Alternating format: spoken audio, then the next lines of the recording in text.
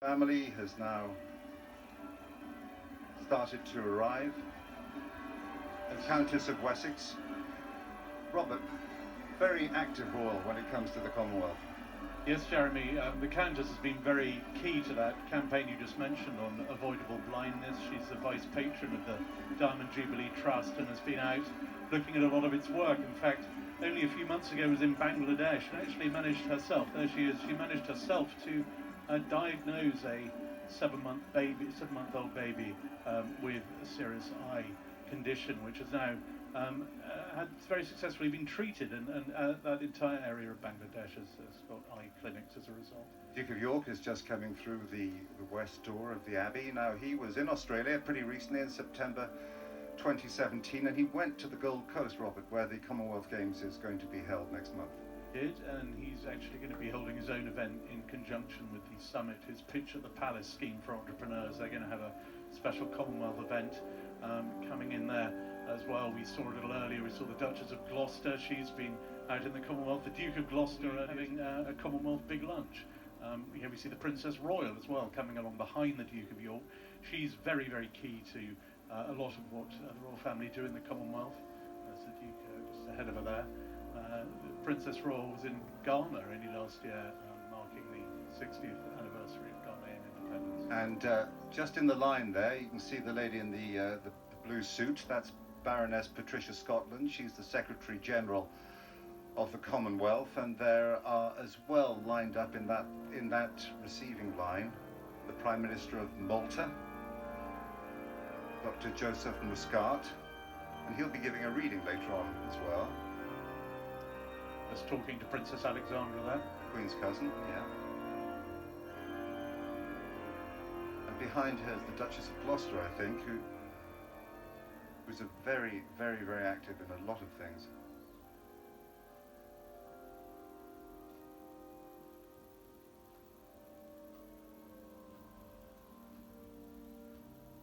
Talking now the Lord Howell of Guildford. Prince of Wales, I think, will be arriving now with Cambridges. Yes, that's the Duke and Duchess of Cambridge. There they are.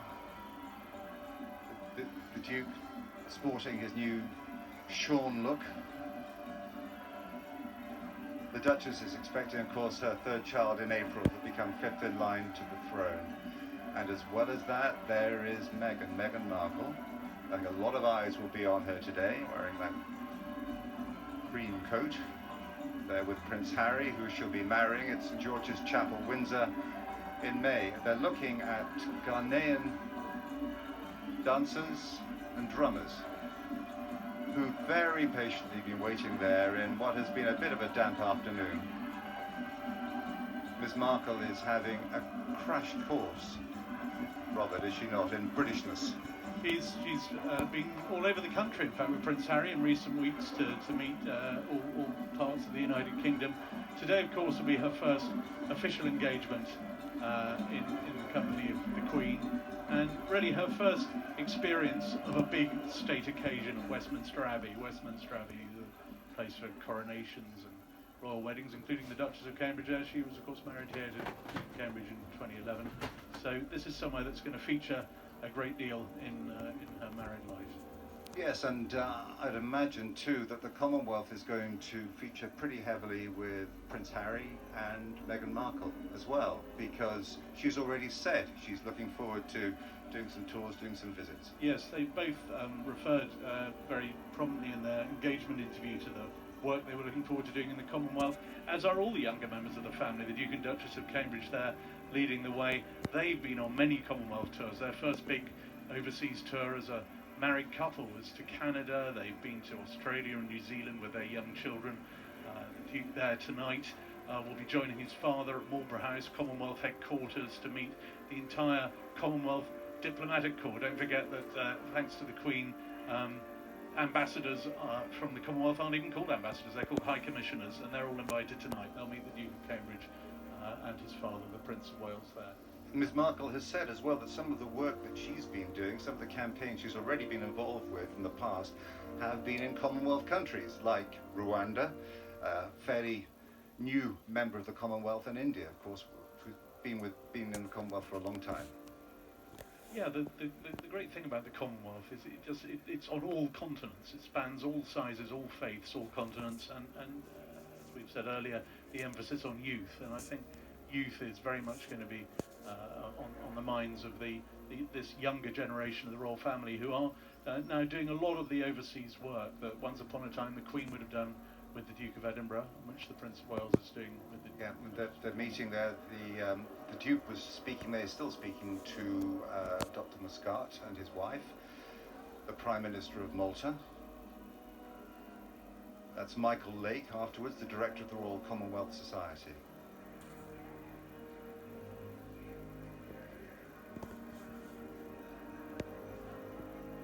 Now, the Duke and Duchess of Cambridge have carried out overseas visits on behalf of the Queen, including Commonwealth countries, including Canada, Australia, and New Zealand.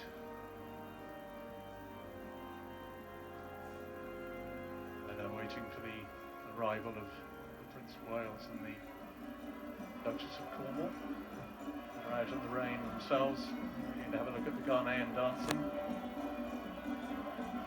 Yeah, here they are. Environmental issues are things which Prince of Wales is known to be absolutely passionate about, and of course that's a big thing for the Commonwealth. Yes, the Commonwealth over the years has reflected and very much applauded a lot of the Prince's initiatives to do with the environment. Don't forget, 24 Commonwealth nations are small island states, very, very vulnerable to environmental change, so the Prince is acutely aware of their concerns. He's visited 43 countries of the Commonwealth, and most recently he's ticked off Malaysia and Antigua and Barbuda. Yes, he was out in Asia towards the end of last year, and went to India as well. Was on that tour, and as ever, very much there representing the Queen, supporting her work, but at the same time talking a lot about the core concerns of the Commonwealth, young people, environmental problems of the future. Outside, Her Majesty the Queen has arrived.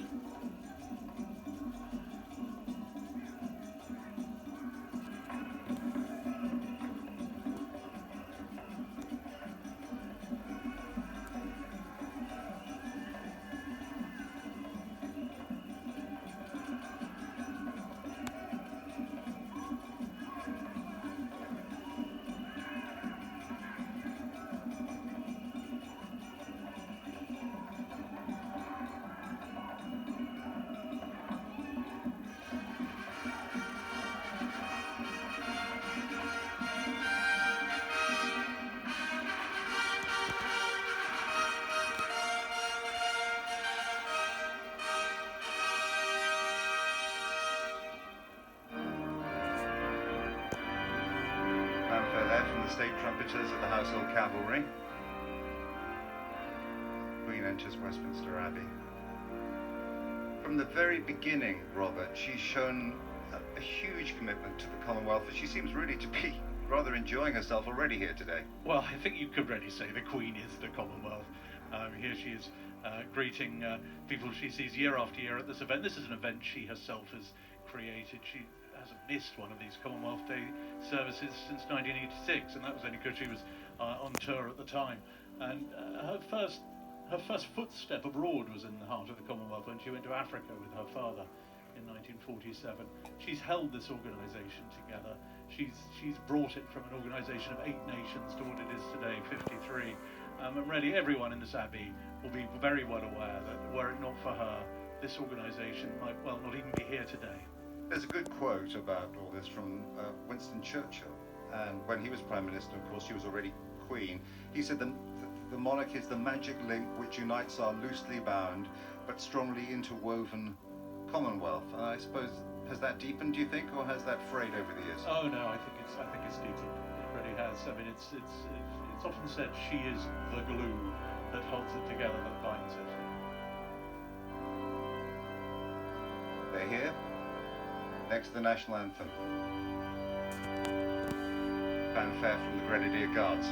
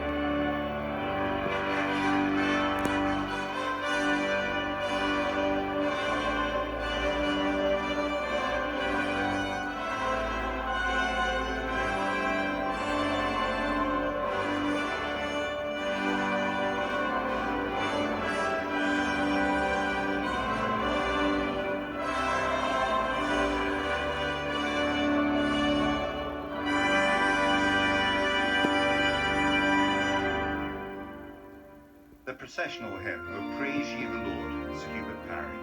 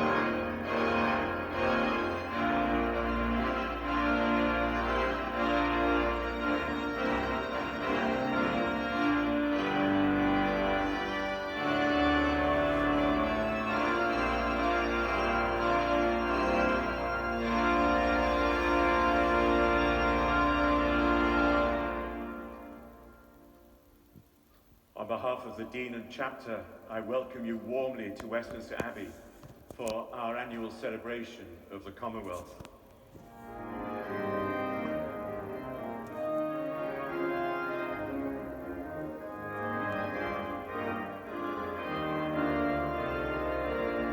Through in the music, the atmosphere. I think part of the fact is there are so many children there, more than 700. Often when we cut to one, we saw someone smiling or maybe even yawning. Well, as they say, you don't know what children are going to do next, but it's part of the fun of it. And the Queen, very, very specifically, she likes to have a very young congregation here. She doesn't want the full state occasion, diplomatic corps and all the VIPs. Now, the Queen, as ever on this day, has issued a message, and some of the important points out of it, I think, include Queen saying that shared inheritances help us overcome difference. And in the Commonwealth history, of course, there's been quite a bit of difference, but we do have things in common. So diversity is a cause for celebration rather than division. And she also speaks, Robert, about the excitement and positive potential of friendly rivalry. And of course, that's going to be happening next month in Australia. Absolutely. April is an extraordinary month. We've got the Commonwealth Games and a Commonwealth Summit all back in the United Kingdom. They were in Glasgow in 2014, a magnificent games. My abiding memory is of a dancing tea cake at Celtic Park. 2002, there were those brilliant games in Manchester, which really convinced the International Olympic Committee that Britain could put on an Olympics. So the Commonwealth Games are going to have a huge following here and in Australia. Now, the Prince of Wales is going to be going over with the Duchess. It's not automatic, it's not hereditary, it never has been. It's down to the heads of government. It was they who invited, effectively endorsed the Queen as head of the Commonwealth, and it'll be down to them. But frankly, there is no one better placed to stand in for the Queen at occasions like the opening of the Commonwealth Games. No one, with the exception of the Queen and the Duke of Edinburgh, who very sadly can't be here today because, as we know, he's retired from public duties, but I'm sure he'll be watching on television. But apart from the Queen and the Duke, no one knows the Commonwealth like the Prince of Wales. Certainly all the leaders I've spoken to, all the Secretary Generals, they are all of the opinion that he is the perfect man to step in. Big smile on the Queen's face, she's looking very happy, and now she's meeting some of the people who actually took part in the service, like Andrew Lestauros, who's there, he's the from Peak Vision, and he's the man who is trying to do everything he can to eradicate unnecessary blindness. That's Jaspreet Kaur. She performed her poem, The Moment, and the message of that really was that small changes can bring on big differences. That's Ingrid Bukira.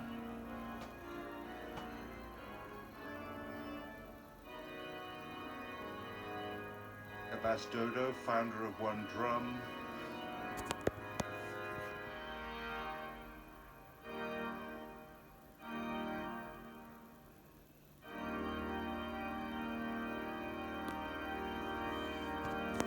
Outside, London beckons.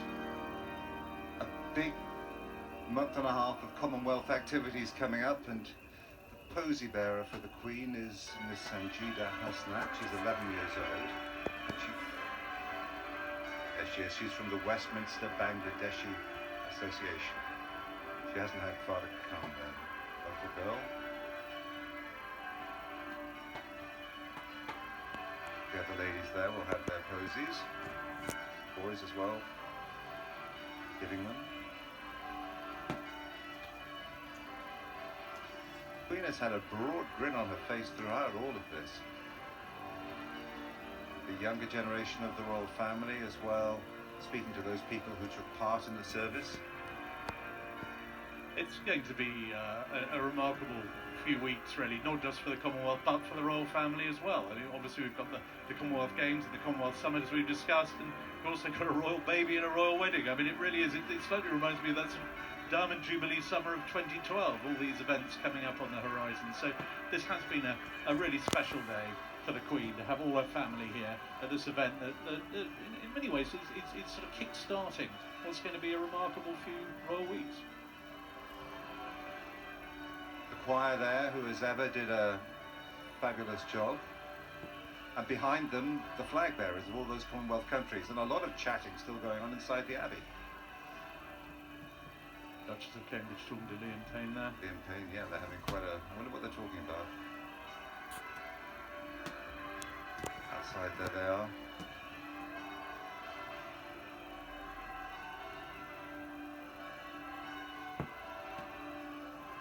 Now, it's not the end of things for the Duke and Duchess of Cambridge, Prince Harry and Miss Markle, because they're going to meet some school children next. Now, despite the rain, I think everyone's leaving here with a touch of spring about them. This wasn't a solemn state occasion of the kind that Westminster Abbey has witnessed for centuries. It was a dignified celebration of an association of very different states, and that is appropriate. The Commonwealth's strength is its diversity. Some of that will be on display in a couple of weeks when the Commonwealth Games open in Australia. And after that, Commonwealth heads of government meet here in London. Now, those are probably the best known set piece of weight of more than 1/3 of the world's population to make this planet better. And after all, at a time when the world is in an uncertain place, it's good to have friends.